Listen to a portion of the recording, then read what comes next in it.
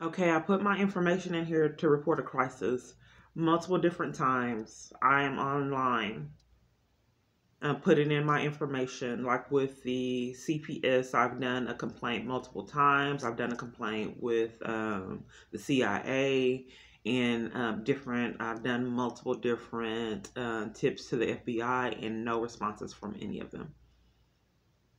I think that someone is controlling my phone in a criminal way, someone involved in the government.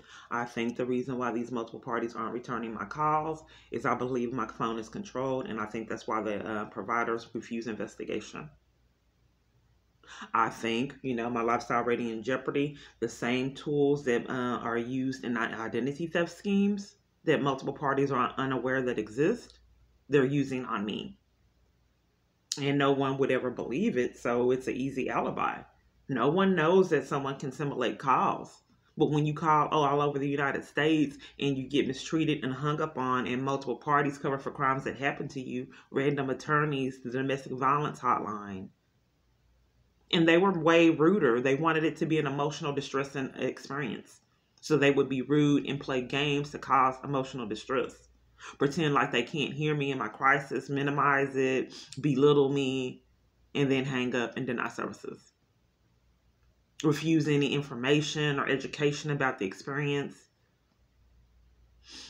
So I'm putting in another request. I've already reached out to this organization, which helps with civil rights violations. They're supposed to give you attorneys and different things in the area, community resources, set you up with people at local churches. They did none of it. Whoever I was talking to on my phone. Every single organization since I have been in this situation has sabotaged and denied services, every last one of them, including to try to go to churches that I believe would have integrity when I was not getting drug out of them, have done the same thing. They used to be rude. Now, a lot of them will pray for me, but then deny any kind of assistance but prayer. At Austin Street, I talked to the chaplain. Security came in. And multiple different times, so they called security or the police showed up because I wanted to get help with domestic violence. And keep in mind, I was arrested at New Beginning in Garland. This abuse has been way out of control for a very long time. Police have been abusing power to a great degree. I don't know what would make multiple police departments conspire with all this chaos, down to identity theft covering for it, threatening my arrest for reporting it. So there's no evidence that I was getting railroaded financially.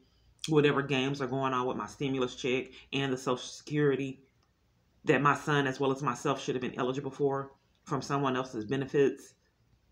We've already received the benefits and just wanted to restart them back, and they would not let us, out of corruption, and closed down and locked up.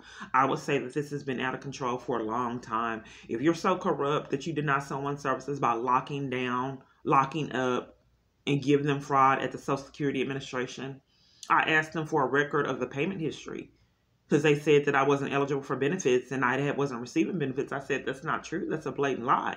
And I asked for my records and they gave me fraud. It said that I never received any Social Security benefits from another party from them, and that was a blatant lie. I know for a fact I did, and I was trying to restart them, and they denied me the right to restart past benefits.